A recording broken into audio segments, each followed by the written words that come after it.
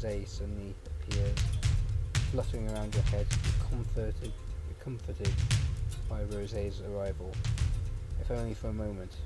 She's your warning bird, a special Priscan avian breed that remains incorporeal except to warn their masters of certain oncoming events. This particular warning may be obvious now, but Rosé has saved your life dozens of times before by warning you of a blot you didn't see coming.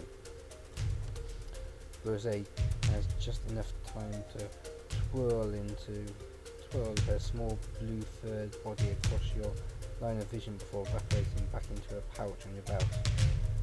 Rosé has lived in your customary Priscan belts long before it was upgraded for combat, ever since your 5th birthday. Before you were given your own warning bird belt, you had always been jealous of Gilo's. She chose a belt coloured of cold steel to match mother's. You thought long and hard about your own warning bird, imagining that she'd become best friends with Gilo's, except you always imagined your own warning bird would live in a belt coloured of blood red, lively pink, lightning yellow, regal purple, giving green, oceanic blue, sunny orange, or select your own colour.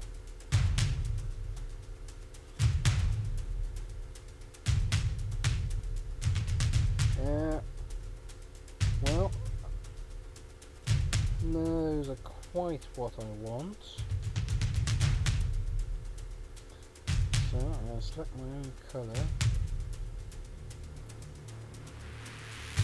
And what shall I go for? I think I might go for regal. I like that word. It's a nice word with that purple. Don't want purple though. Jade. Got to have a bit of jade on me. As Rosé disappears back into your regal jade belt, you force yourself to ignore the burst of fear that erupts in your gut facing a fresh wave of blots. Instead, you harness the adrenaline it provides and try to focus on your training and experience. Blots can survive most bodily harm, but they have one key weakness. If you destroy their mind-heart nervous system centers, they die. Assuming you believe that blots were ever really alive to begin with. These mind hearts are located in the blot's black enamel tusks. It was never clear which one, making destroying a blot tricky, dangerous work. Knowing you need to destroy the correct tusks, how do you attack the 3 closest blots? Grav blast the blots apart to incapacitate them, then use bomb packs to explode their mind heart tusks all on my own. Coordinate grav blasts with my squadron to indicate the blots, then use bomb packs to explode their mind heart tusks whilst covered by my squadron. Go heat invisible on my own and plant bomb packs to each of the tusks. Have the squadron run a diversion so I can go heat invisible and plant bomb packs on each of the tusks. Right, well, the invisible ones sound interesting. The first one seems to have quite a few risks though, doing things on their own. Coordinating the attacks and then blowing them up sounds good, but I suspect that as soon as I started to run at them, they would try and attack me. Doing everything by myself just sounds insane. Against 3 of them anyway. So I think I'll go for the bottom option. Go invisible and plant bomb packs on them whilst there's a diversion being created. Line them up, 1, 2, 3. You shout at your squadron, digging your feet into the dirt. Pull your grav gun out of your hip holster and hold its 36-inch body steady. with both your hands, priming the grav converters. You take aim and fire several devastating blasts of redirected gravity at the blots. You target your designated blots slick limbs, which blast off with ease from the concussive force of your grav blasts. Grav guns aren't strong enough to fracture black enamel tusks, however, so once the blots are useless torso stumps, you roll forward and activate your heat invisible tech, forcing you to get much closer to the blots than you would ever prefer.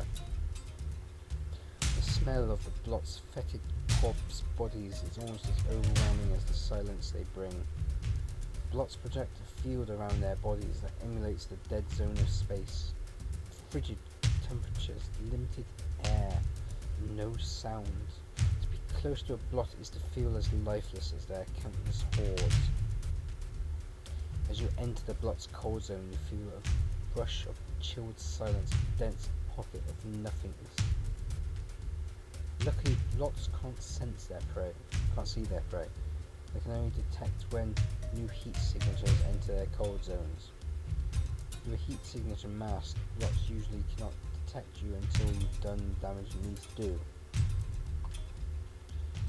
Ignoring the wave of emptiness that washes over you, you toss out several bomb packs, targeting the blot's black enamel tusks. Once deployed, these putty-like packs are attracted to the tusk's surfaces, sticking to them like magnetized projectiles. The bomb packs succeed in obliterating the tusks of two blots, shattering their mind hearts and triggering the decomposition process. You're about to move on to your next target when you realise the third blot is still standing, with both of its tusks intact. The blot must have managed to evade the bomb pack somehow. The development is made alarmingly clear as the blot lurches its stump at one of the other soldiers in your squadron, pinning her to the ground. You rush towards the pinned soldier and immediately kick the blot off of her. She's about to thank you when the blot springs up once again and knocks into you, pinning you to the ground instead. Blah!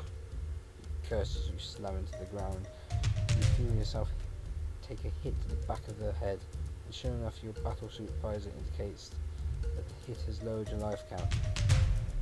Luckily this only takes you down one notch, but you can be sure there will be more damage if the blot on top of you manages to sink its tusks into you.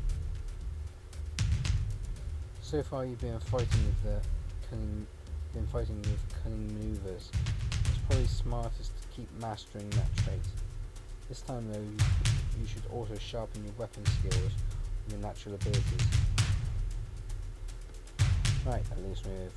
Use another bomb pack to take out both the tusks, even though in close proximity.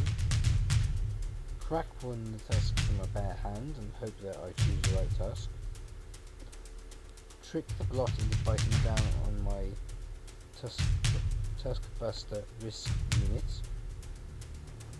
which is indestructible, or use a Priskin Share Burst Bolt to weaken the blot and retreat and take out its tusks from afar.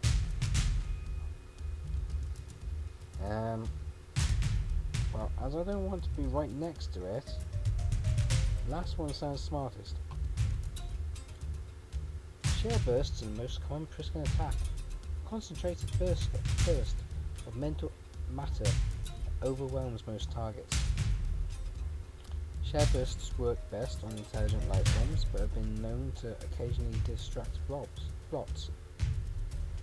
Since the distraction is just what you need right now, you unleash a torrent of memories and emotions at the blot on top of you. You can see the share burst bolt shooting from your forehead like a beam of force energy, slamming into the blot's putrid blank face. The blot slows its tusk attack, temporarily stunned, giving you just enough time to knock it off and grab a fresh bomb pack to finish the job. Achieved. Battle blots flawlessly. Gain first mastery point for constant something or other use. Right. With the trio of blots finally killed, you watch as their rancid bodies turn into a blackish jelly. Consistency somewhere between marrow and pudding. The The gelatinous corpses melt into the ground, forming a tar-like pond that sculptures whatever is underneath. The only things that can move across these quicksand corpse blotbogs, as they are formed, are other blots. This is the blot's final gift in death: more ruin. You've only seen one being ever survive contact with the blotbogs before. Well, you didn't actually see it yourself, you experienced it through as a top priority memory in the Priscan collective consciousness. Though you wouldn't need to tap into any collective memories to know who Daphne is, her presence has permeated almost every facet of Priscan culture since the Black Blot War began. Several years ago, in the early days of the war, there was a pivotal battle outside of Prisca's smaller city. Still unaccustomed to the relentless nature of the enemy they faced, the Priscan troops were being overwhelmed by the Blot hordes, until, seemingly out of nowhere, a large ball of pure white light fell from the sky. The radiating orb darted through thousands of blots within seconds, burning them cleanly from inside out, and turning them to ash instead of their signature blotbogs. Once the legion of blots had been thoroughly crisped, the orb hung in the air for a few moments before twisting and cracking its shape into that of a Priscan human, mirror patch and all. When the light cleared, the figure was swathed head to toe in white energy armour, obviously much mightier than the average Priscan. Much mightier than anything any Priscan had ever seen, for that matter.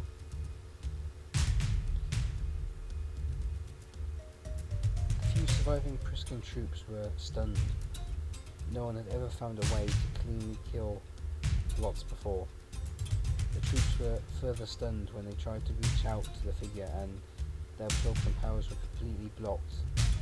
Then, before they learned any more about this strange saviour, there was a bright streak of white light and the figure disappeared. Many attribute Prisca's early survival against the blots to the appearance of this mysterious saviour. Surely the planet would have been overwhelmed without the advantage provided in this pivotal early battle. Since that epic showing, there have been many competing theories on who this godlike warrior might have been, and where Z might be now. Is this saviour some kind of evolved Priscan, or some other being entirely? Is Z the lost somewhere on Prisca, taken as a prisoner of the blots, transformed in shape and hiding among normal Priscans? Despite these questions, the enduring hope is that this revered warrior, bright star capable of burning blots from inside out, will return someday to end the Black Blot War. This figure was given the honour of a rarefied old Priscan name, Dan Thick, meaning literally the Great One, lost to be found. And so the legend of Danvik, Lost One, was born. Given the pervasiveness of the Black Blot War, Danvik had been elevated to a kind of deity in Christian culture, a figure of hope to be respected and emulated above all else. A small minority, however, believe that the memory is a phantom creation, planted in the collective consciousness by the Priscan elders to provide hope to an army of desperate and weary troops. The memory tastes real to you. If it is somehow a fabrication, it is the most unprecedented forgery ever encountered. Still, what do you believe? The legend of the Lost One has gotten me through some of my toughest battles. Honestly, I don't believe in the legend. The only explanation for Daphne's brief stay and total disappearance is that the Priscan elders needed to keep it short to successfully fake the event. I believe in Daphne, but I believe there's more to the story than our limited knowledge provides. What if Daphne isn't even Priscan? but rather from a galaxy beyond. Well, something turning up, beating everything, disappearing. Certainly sounds fake. May have gone through some toughest battles. I'd certainly say there's more to it, but we don't know. Perhaps Z was just passing through for some reason common Priscans don't understand. Right now, however, you really need to refocus on the battle at hand. Activate your grav glider and lift above the forming blotbog, wincing as the sound of heat rushes back outside the collapsed cauldron. For a moment you can hear blasts and booms, screams of battle and rattles of death. But then the sound vanishes and another blot approaches. You can immediately tell that this is no ordinary blot, as it flies over you on wings as black as night. It's a blotboc. The only blots capable of cognition, though that's being generous. Blotbocs only appear for crucial battles, their beady red eyes darting around with tepid awareness. These blotbocs command the blot hordes by their singular hive mind. In this way you've always thought of the blots as a twisted reflection of Priscan values. Blots share everything too, though all they have to share is the singular imperative to spread and assimilate.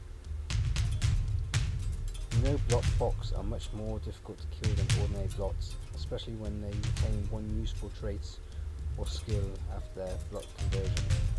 Apparently this flying blotboc had wings in its former life. Blotbocs also happen to have multiple mind, heart, nervous systems stored in various extra tusks that stick out of their bodies at odd angles, so killing them is much trickier. You're already strategizing on how best to take this soaring blotboc down when Gilo screams, "He's heading towards General Station!"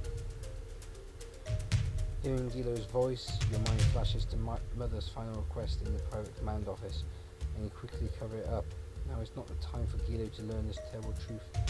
Instead you spin to find that the blotboc is indeed flying towards your mother's squadron, along with 3 other blotbocs approaching from opposite directions, each one gnarled with some gruesome individuality. One has nails as long and sharp as daggers, another has an extended tongue that lashes and flaps like a whip in the wind, and the last has limbs coiled with writhing black snakes. Without hesitation you activate your grav glider, because you have to stop these blotbocs. Mother's command squadron could no doubt handle 1, maybe 2 blotbocs at the same time, but never 4 at once. If Mother were to be taken in this battle, life as you know it would end in every way. In that moment, everything flashes before your eyes. Gilo's loyal games, Father's unconditional support, Mother's command position, your own dreams. You know that the next move you make is crucial. It will mean life or death for your family, maybe even for all Prisca. You fly forward ready to coordinate with Gilo and her squadron.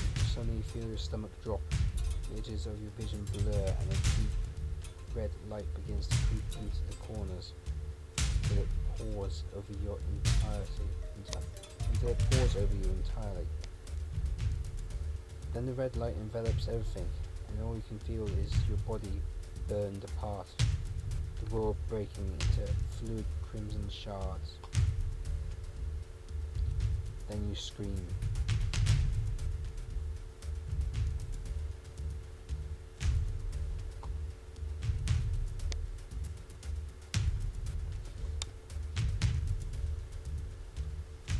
And let's have a look at how our stats are doing before we start the next chapter, or the first chapter even.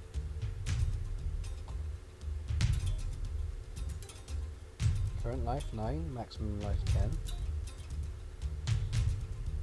Showing 61% cunning. Team skills are at 55% and abilities are at 55%. Yeah. Absorption stats wise, agility has gone up to 1. Social stats. Ruthlessness is at 55% and rebellion is at 57%. Family ties seem to be at 45%. And progress stats, mastery is at 1.